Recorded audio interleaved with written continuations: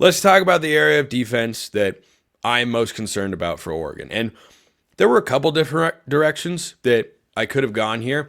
I said going back to last week's shows that the most important matchup in this game is Ohio State's offensive line against Oregon's defensive line, because even if the secondary plays a great game, if you give Will Howard a bunch of time, the wide receiving core is too good. Tennessee learned that lesson the hard way, didn't sack Will Howard, and he went crazy. And so did the wide receivers. And if Oregon isn't able to get pressure up front, that's going to be a major issue. Now, if they are able to get pressure up front, then it comes down to how the secondary is able to match up.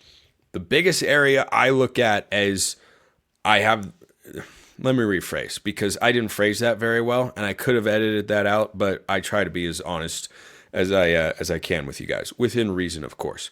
The biggest area of concern I have on Oregon's defense are Oregon starting safeties in pass coverage. So Kobe Savage and Tyshim Johnson, per Pro Football Focus, have been solid in coverage this year. They've done a pretty solid job. I've also discussed at length throughout the course of this entire season how neither one has been consistently playmaking in a super rangy way.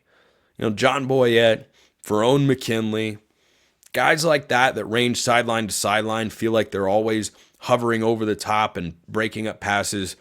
Neither one has shown a consistent ability to do that. When you're going up against a receiving core that just had an immense amount of success in more difficult conditions to throw the football than what'll be in place in Pasadena on Wednesday, they were throwing the ball down the field. They weren't just throwing it, they were pushing the ball over the top. Now, Tennessee also trusted their corner so much they left them on islands a lot. I don't expect Oregon's going to do that, even though Nico Reed and Jabbar Muhammad, I thought overall did a good job in the first game, but Will Howard has only had 2 300-plus yard passing games this year. Last game against Tennessee and the first go-around against Oregon. So those receivers, Carnell Tate with Emeka Egbuka and Jeremiah Smith, they're just really, really good. So that's the number one area that if I'm Ohio State, I'm trying to attack.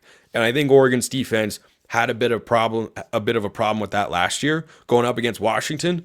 And their offensive coordinator, now my guy with the Seahawks, Ryan Grubb, he was able to exploit that. He was able to consistently get wide receivers matched up on safeties, and that was a mismatch for Oregon. And I think Savage and Johnson have been a little bit better than what Oregon had on the back end last year, but not a ton if you're talking man-to-man coverage situations or trying to defend in the open field. So that's where I think Ohio State is going to continue to try to attack. Is they just had a bunch of success throwing the ball down the field. I'd go right at the safeties if I were Chip Kelly. We'll see if he does, but I think you're going to see those guys get tested a pretty good amount in this game.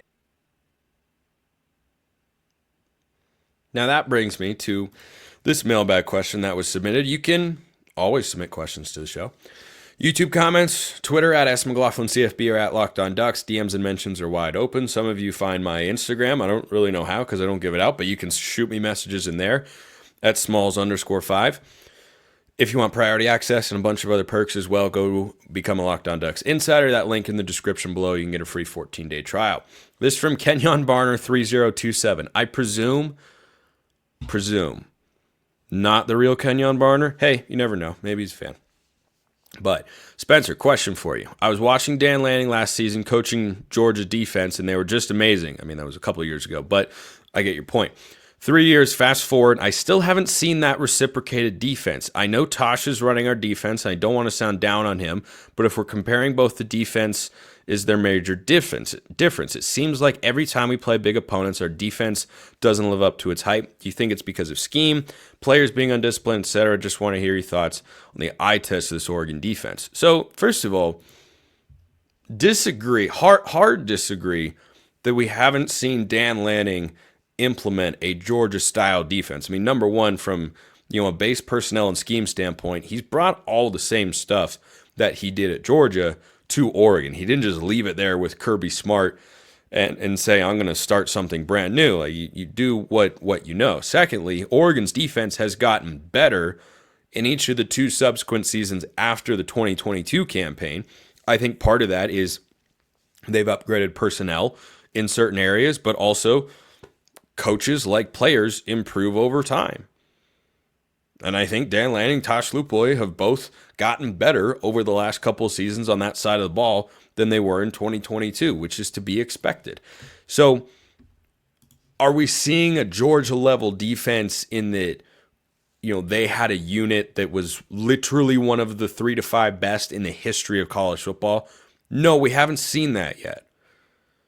That's a pretty darn high bar. If that was your bar for what is a successful pass the eye test defense, you have a pretty high bar there, friend. So I'd say reassess the expectations here and understand how good Oregon's defense has been this year, how good they were last year, and that when you run into an NFL quarterback and NFL wide receivers, yeah, those guys are just going to be able to make plays. It's like I said earlier, the quarterback receiver tandem is a cure-all. Going into the quarterfinal games, I think Arizona State has a better chance to hang with Texas than Boise State does to hang with Penn State. Why?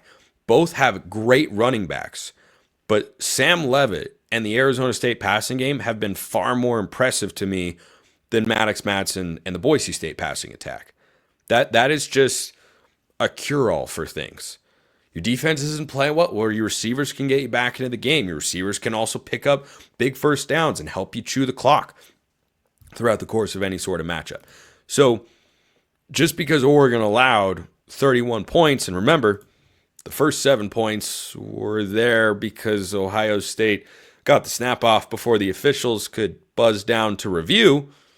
Still don't really know what happened there, but when you play other great teams like this Ohio State roster, you can't expect the same level of production defensively as you can, or even offensively at times, when you're playing everybody else.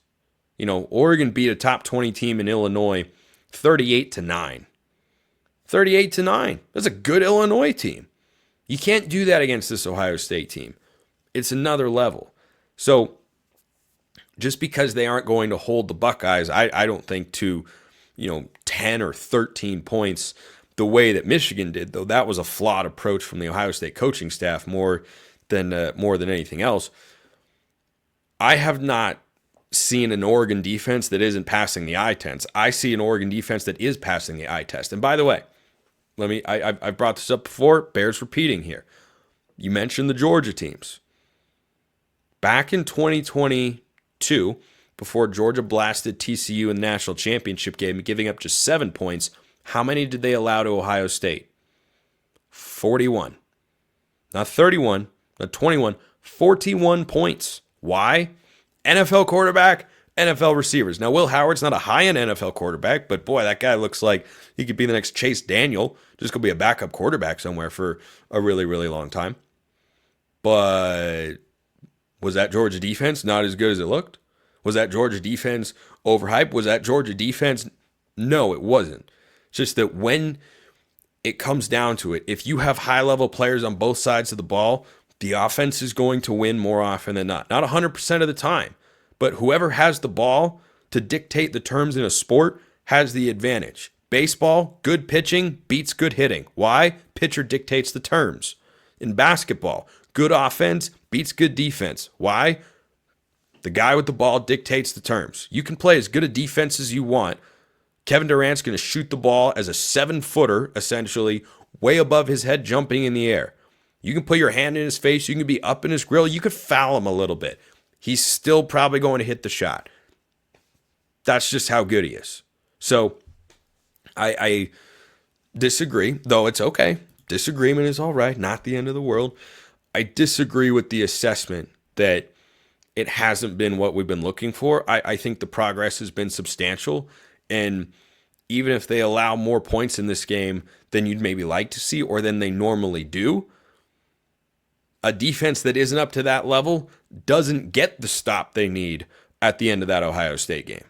A defense that isn't up to that level allows even more than 30 points and doesn't come up with, say, a stop at the end of the half so that Ohio State can't go down and try to score again. So I hope that answers your question, but I feel good about Oregon's defense across the board. As I mentioned, safeties to me are the biggest weakness in coverage. But everything else, boy, I feel really, really good.